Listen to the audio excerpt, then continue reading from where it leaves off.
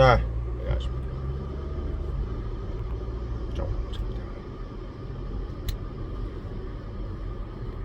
어저께 제가 우크라이나가 이제 이란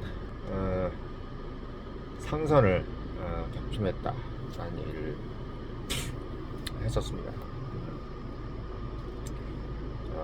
뭐 기사 제목을 세계 대전이 일어났다, 날 수도 있다, 뭐 이런 식으로 이제 얘기를 하더라고요. 우크라이나가 세계 대전을 일으킬 만큼의 그건 모르겠지만, 뭐 사실 뭐 1차 세계 대전도 세르비아 어디에요? 그 청년이 오스트리아 이제 황태자를 죽이면서 일어났던 건데, 오스트리아는 강대국이죠. 당시만 해도 오스트리아 강대국이고, 우크라이나가 이란, 물론 그 정도까지는 아니지만 상당히 좀 뜬금없는 그런 개념이죠. 사실 뭐 지금 보면은 우크라이나 러시아 전쟁 때문에 북한도 막 무슨 뭐 저기 우크라이나 전선에가 싸우질 않나. 왜냐면 고선지 장군도 아니고 고구려의 고선지 장군이 뭐야 어디야 저게 그 이슬람교 있는 나라 가서 싸웠잖아요. 고선지 장군. 무슨 전투였더라? 기억이 잘 안 나네. 발해의 유민이었지, 그쵸? 고구려의 유민인가? 예, 아무튼. 자, 그래서 지금 이제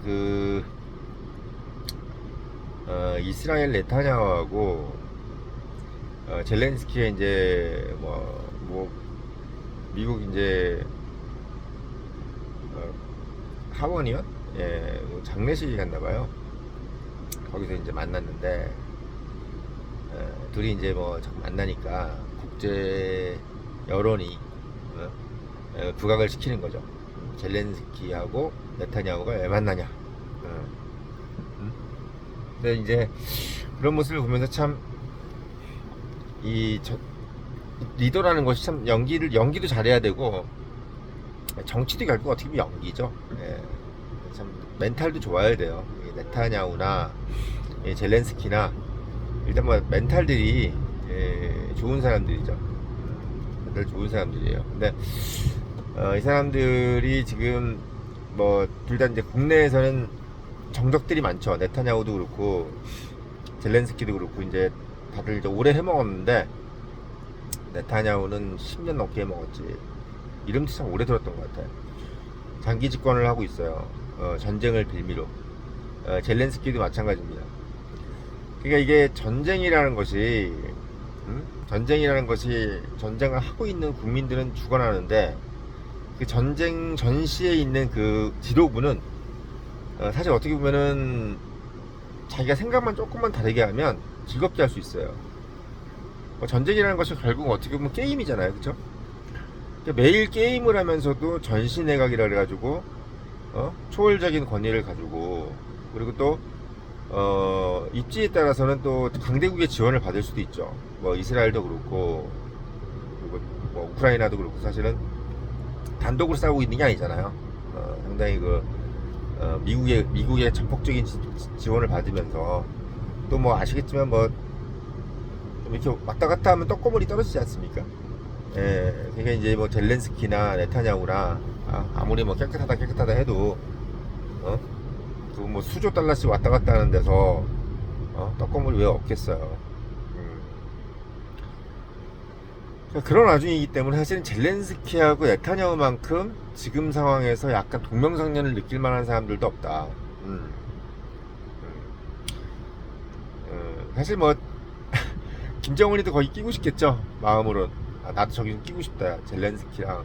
근데 젤렌스키랑 꼈다가는 큰일 나지, 러시아한테. 그러니까 김정은이는 김정은 나름대로의 또 뭐 어떤 게 좀 어떤 이런 모양새를 좀 갖추고 싶겠지만, 지금 상황에서는 김정은이는 세계의 스포트라이트 받기가 좀 애매한 게, 일단 국제적으로 보면 러시아는 고정값으로 비호감이거든요. 전 세계에서 몇백 년 동안 러시아를 잘 안 띄워줘요, 세계가.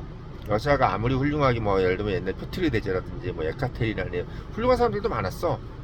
그리고 뭐 러시아가 사실은 뭐 어디가 피아노, 뭐 제가 클래식 매니아지만 클래식 음악도 뭐 차이콥스키라든지 또 뭐야 되게 이름 뭐 러시아 5인조 거기다가 우리 뭐예요 라흐마니노프 뭐 이런 것도 진짜 훌륭하잖아요. 그쵸? 예. 거기다가 또 뭐예요 뭐 러시아 음악 러시아 클래식만큼도 훌륭한 것도 없지 많지. 예. 라흐마니노프 매니아가 얼마나 많습니까 한국에. 차이콥스키도 말할 것도 없고 그런 나라기 때문에 사실은 근데도 불구하고 러시아를 별로 안 띄워줘. 특히 유럽에서는요 클래식 음악을 들으러 가면 차이콥스키라든지 라흐마니노프는 잘 안 틀어. 특히 독일 가면은 러시아 음악은 상당히 그 유치하고 그 약간 좀 촌스러운 음악으로 생각을 합니다. 이것도 약간 이게 클래식 매니아들만 아는 얘기인데 좀 뭐야 이거 뭐좀 음악 음절이 왜 이래 뭐 이런 거 있잖아요. 약간 그 차이콥스키 음악 들으면 약간 좀 나오는 풍이 있잖아. 그 러시아 풍 민속 음악 같은 그런 걸 되게 독일이라든지 이탈리아든 뭐 이런 데서 별로 안 좋아해요. 유럽에서 아주 촌스럽고 등급이 낮은 느낌 그런 걸로 생각합니다. 우리로 따지면 약간 뭐 저기 뽕짝 같은 거지. 뽕짝 뽕짝으로 생각해. 뽕짝 그런 거예요. 그런 거. 근데 러시아를 별로 이렇게 높게 쳐주질 않아요. 안 쳐주려고 그래. 그냥 러시아는 참 어떻게 보면 하는 것만큼보다 별로 이렇게 대접을 못 받죠. 그러니까 다 사람 이게 이유가 있는 거예요. 러시아도 왜 이렇게 공산주의가 됐을까? 러시아가 어떻게 저렇게 그러니까 러시아가 제일 잘 나갔을 때는 바로 소련 때예요. 그나마 이렇게 공산주의라는 것을 내세워가지고 누굴 이렇게 지휘하고 어떻게 양대 산맥인 것처럼 해볼 수가 없잖아. 유럽 내내 그러질 못했는데. 그러니까 어떻게 보면 러시아가 영국을 넘어서가지고 미국하고 대치할 정도의 어떤 그런 영화를 누린 거지 그때는. 근데 지금은 뭐 사실은 러시아랑 같이 놀아가지고는 별로 이렇게 못 받는 겁니다. 그러니까 김정은 같은 경우는 뭐 어쩔 수 없는 궁여지책인 거지. 지금 상황에서 뭐 러시아라도 들고 있어야 본인이 뭔가 이렇게 좀 생존을 할 수 있는 여력이 생기기 때문에 러시아한테 딱 붙어서 지금 뭘 하고 있는 겁니다. 그만큼 이제 트럼프가 무서운 걸 아는 거예요. 김정은이 마저도 아무리 무대뽀인 김정은 마저도 중국하고 같이 놀러 다니다가는 큰일 난다. 중국이랑 손잡고 다니다가는 큰일 난다는 것을 알고 있었던 거야. 그러니까 중국하고 손 안 잡고 있으면 어디서 누구한테 내가 지원을 받을 수 있겠냐. 러시아밖에 더 있냐. 이래서 러시아랑 붙고 다니는 거지. 걔도 지금 죽을 맛일 거야. 옛날처럼 이게 중국한테 딱 붙어가지고 하고 싶은데 그게 안 되는 거예요. 미국이 지금 패대기 칠 준비를 하고 있으니까. 그러니까 북핵 문제도 엄밀히 따지면은 중국 봉쇄랑 관련돼서 생각을 해야지 그냥 북한 따로 어디 따로 국밥으로 생각하면 절대 안 된다는 거지. 근데 지금 이제 보면은 이 이스라엘하고 우크라이나는 중국 봉쇄랑 좀 다른 개념으로 지금 접근을 하고 있습니다. 이 두 나라가. 이게 왜 그러냐면 이게 미국 입장에서 봤을 때는 약간 좀 별로 이렇게 안 좋아 보이는 모습이에요. 사실 우크라이나하고 이스라엘하고 이렇게 붙어서 뭔가 이렇게 하고 있는 모습이 별로 이렇게 미국 입장에서는 별로 썩 안 좋아. 이게 사실은 우리가 한미 동맹이 있고 한미일 동맹이 있잖아요. 각자 미국하고 이제 이렇게 하는 거잖아. 근데 미국이 의외로 한국하고 미국하고 일본하고 친한 것도 별로 안 좋아해. 그걸 아셔야 돼. 우리가 우파들 중에서도 이걸 모르는 게 미국은 한국하고 일본하고 친하길 바란다고 생각하는 착각하는 건데 절대 그렇지 않아요. 트럼프 자체도 그렇지 않고 미국 공화당은 절대 안 그래. 그게 미국 민주당 사람들이 삼각동맹이 뭐냐 하니까 자꾸 이제 그렇게 오해를 하는데 그러니까 일본하고 한국하고 막 싸우는 걸 싫어하는 거지 붙어 있는 것도 싫어해. 붙어 있는 것도 싫어해요. 그러니까 지금 이제 약간 우크라이나하고 저기 지금 이스라엘이 만나가지고 미국이 알 수 없는 어떤 얘기를 한다든지 뭔가 어떻게 예측할 수 없는 얘기를 하고 있는 것을 별로 좋아하지 않는다는 거죠. 미국은. 마찬가지 러시아는 더 쉬워하죠. 러시아 입장에서는 지금 우크라이나하고 이란하고 저기 뭐야 이스라엘하고 저렇게 붙어서 뭐라 얘기하고 있다? 되게 좀 불편한 모습입니다. 매우 불편한 모습이에요.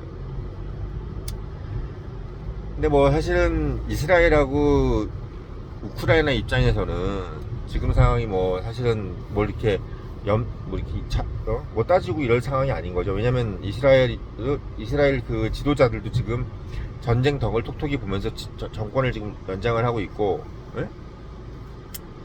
또 그런 와중에 이 나라 자체도 지금 뭐 사실은 절체절명이에요. 왜냐면 지금 사우디까지 변수가 나왔잖아요. 사우디까지 변수가 나왔어요. 그러니까 사실은 이란만 옛날에는 문제였는데 이제는 어떻게 보면 사우디가 이제 지금 미국하고 딱 붙어서 이렇게 되어 있는 상황이기 때문에 이스라엘은 지금 사우디까지 신경을 써야 되는 상황이야. 예. 그러니까 더더욱 어떻게 보면 미국한테 약간 좀 아쉬운 존재가 돼야 되는 거지. 예. 마찬가지로 우크라이나도 미국이 한순간 잘못 생각을 하면 러시아한테 바로 그냥 박살날 수 있는 그런 상황이기 때문에 우크라이나 입장에서도 최대한 미국한테 간절한 존재, 미국 입장에서 봤을 때 제가 좀 필요하다라고 하는 존재가 돼야 되는데 그게 요번에 이제 어제도 말씀드렸지만 이제 이란 상선을 공격하면서 이제 뭐 사실 영국에서 간섭을 했을 거라고 저는 예상을 하는데 또 사실 영국도 영국이지만 이스라엘도 아마 모사드도 거기에 어느 정도의 기여를 했을 겁니다. 예, 영국 상선, 그러니까 이란 상선을 공격하는 것을. 그러니까 이게 이제 각 국가들한테는 이익이 되는 거죠.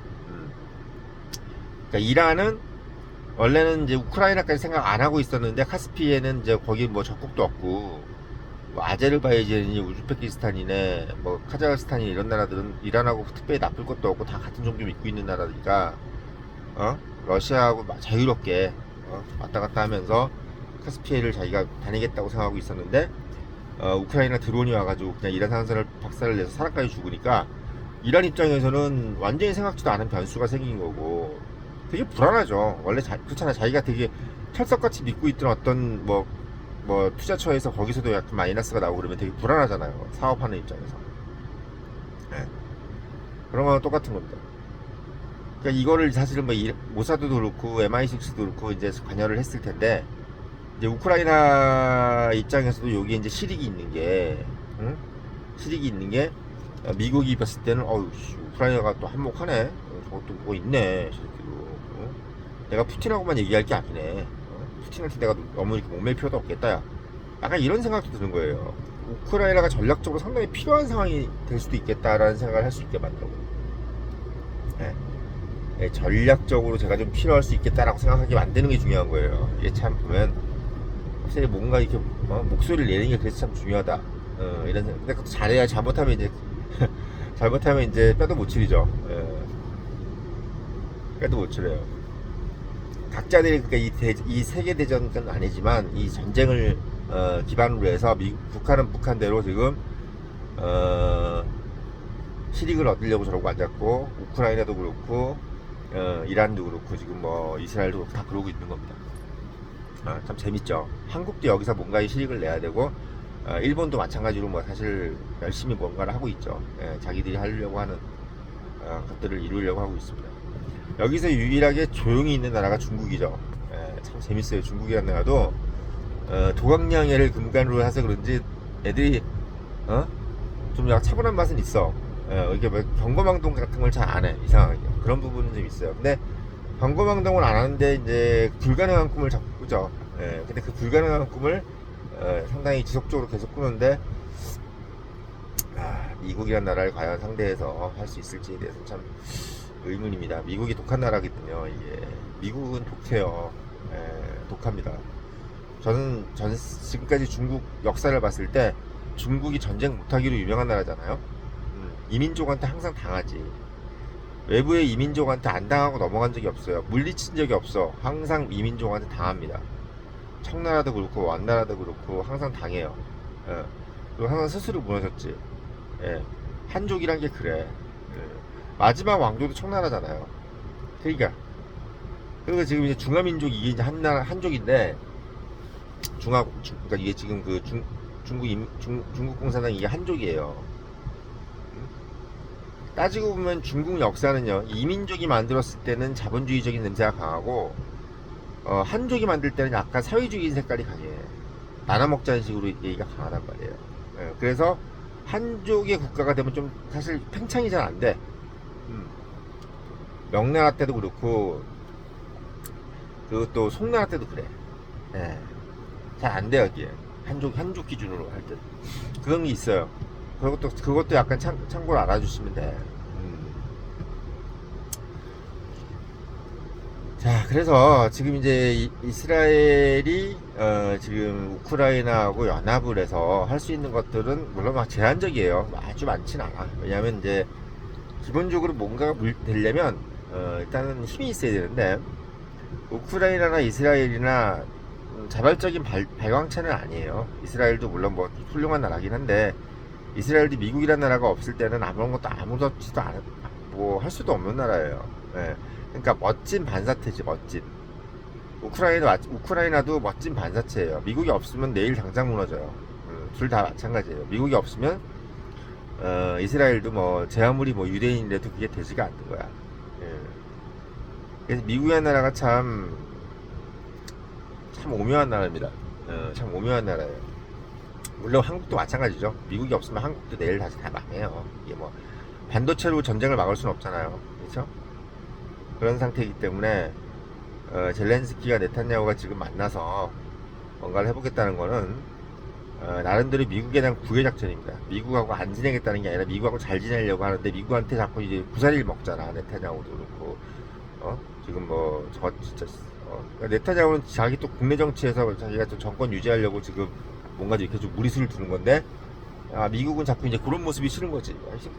야, 니네 국내 정치는 국내 정치고 왜 자꾸 초를 치려고 그래? 귀찮게. 응? 이런 느낌인 거고, 우크라이나도 뭔가 이게 미국 말로 100% 따르는 건 아니거든. 예. 그러니까 젤렌스키도 이제 고집이 있잖아. 그러니까 네타냐후나 젤렌스키나 애들이 고집이 있는 애들이에요. 그러니까 이제 트럼프가 얘네들을 상당히 좀 거칠게 다루죠. 젤렌스키 뭐 제대로 안 입었다가 막 붙들고 얘기하는 거 봐요. 그 네타냐후도 뭐 가만히 있으라고 막 총 주고 막 그러잖아. 장난 아니야. 예. 그렇다니까. 되게 재밌어요. 예. 그래서 그런 부분에서 지금은 좀 뭐랄까요. 우리가 지금까지 보지 못했던 역대 우리가 보지 못했던 그런 어떤 국가들의 부상인가요? 그런 것들을 좀 이제 우리가 볼 수가 있고 우크라이나하고 이스라엘도 이렇게 막 만나서 뭔가를 할 수 있구나. 이런 것들도 참 재밌는 거죠. 다 이게 보면은 이스라엘 모사드랑 영국 정보부 MI6가 나름 물밑에서 뭔가를 하고 있구나 라는 것이 전형적으로 느껴지는 겁니다. 이런 어떤 얘기를 또 해줄 수 있는 그 영상이 별로 없죠. 그래서 그런 부분들도 좀 아시라고 말씀을 좀 드린 거고, 늘 말씀드리지만 이런 인사이트를 가지려면 공부장이 많다. 사서 읽어보시고 청년의 유료 구독 정보 드리면서 마치겠습니다.